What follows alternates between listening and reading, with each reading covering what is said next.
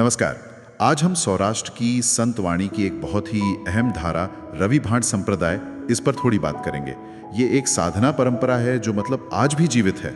हाँ बिल्कुल, और कई भजनिक आज भी इसी परंपरा में भजन रच रहे हैं, गा रहे हैं। और इसमें हमारा खास ध्यान रहेगा संत कवि अक्कलदास जी पर। वो भीम साहब के शिष्य थे। उनका समय मोटे तौर पर 18वीं सदी के आखिर और 19वीं सदी के बीच का माना जाता है। जी, हालांकि तारीखों पर कुछ सवाल हैं, उस पर भी आएंगे हम। हाँ बिल्कुल, हमारे पास उनके जीवन और उनकी जो वाणी है उससे जुड़े कुछ अंश हैं। तो कोशिश ये है कि अक्कलदास जी का जीवन, उनकी खास रचनाएं और कुछ दिलचस्प बातें जो उनसे जुड़ी हैं उनको समझें, और ये भी देखें कि कुछ चीजें जो साफ नहीं हैं उनका क्या मतलब है। तो चलिए शुरू करते हैं। अक्कलदास जी के बारे में कहा जाता है कि उनका जन्म मेघवाल गेड़िया ब्राह्मण परिवार में हुआ था जी। और उन्होंने थानगढ़ में, जो सुदर्शन नगर जिले में है, एक अन्न क्षेत्र शुरू किया था। वो आज भी है। हाँ, आज भी चल रहा है। और वे आमरण के भीम साहब के शिष्य बने। भीम साहब खुद दासी जीवन के गुरु भाई थे, ये भी एक कनेक्शन है। अच्छा। और दिलचस्प बात यह है, जैसा आपने कहा, कि वो पहले से ही कवि थे।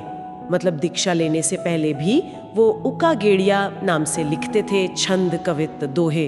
हाँ, मतलब काव्य प्रतिभा तो थी उनमें। बिल्कुल।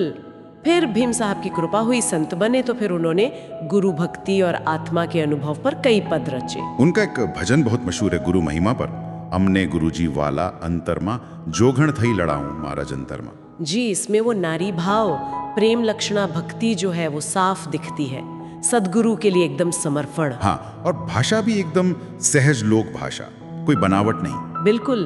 और एक और भजन है जो शायद इससे भी ज्यादा लोग जानते हैं, मारा राम प्राणिया रे, तारो शेठ नगर माछे। हाँ, ये तो बहुत सुना है। शरीर को एक नगर कहा है जी। आत्मा उसका सेठ मतलब मालिक, और मन एक वाणिया, एक व्यापारी जो इस नगर में लेन देन में लगा है। और अक्सर भूल जाता है कि असली मालिक तो कोई और है। हाँ, क्या गजब की तुलना है। बिल्कुल। और इसमें अंदर देखिए तो गहरी वेदांतिक और योगिक बातें हैं। 5 तत्व, 3 गुण, 25 प्रकृति, शरीर के 9 दरवाजे, 10वां ब्रह्मरंध्र। हाँ, इड़ा पिंगला, सुषुम्ना नाड़ियां, ये सब योग और वेदांत के गहरे सिद्धांत हैं। पर कमाल ये है कि इतनी गहरी बातें भी लोक भजनों में कितनी आसानी से घुल मिल गईं। चरी का और ये रचने वाले संत का अपना जीवन, उसके बारे में भी कुछ कहानियां हैं। पिता डोहा भगत, माता कमीमा। हाँ, वो कहानी की वो 18वीं संतान थे और सिर्फ वही बच्चे त्रिकम साहिब के आशीर्वाद से। जी जी। फिर उनका विवाह हुआ लखतर में, 2 बेटे हुए, हरिदास और मूलदास। और कहते हैं कि हरिदास के वंशज आज भी थानगढ़ की गद्दी संभालते हैं। अच्छा। और ये भी सुनने में आता है कि थानगढ़ में उनकी पुरानी सितार, उनका पहनावा, बोरखो, त्रिकम साहिब की टोपी, कुछ पांडुलिपियां, ये सब सुरक्षित हैं।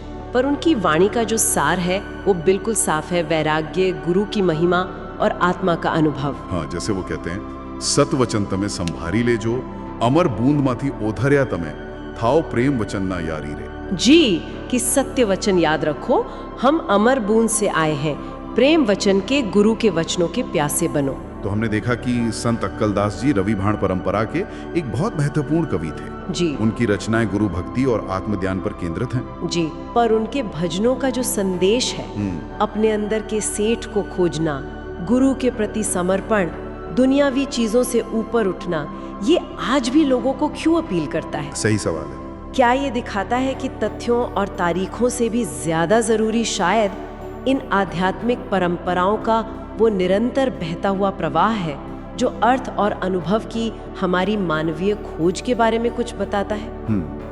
ये सोचने वाली बात है। शायद संदेश ज्यादा मायने रखता है ऐतिहासिक सटीकता से भी ज्यादा। शायद।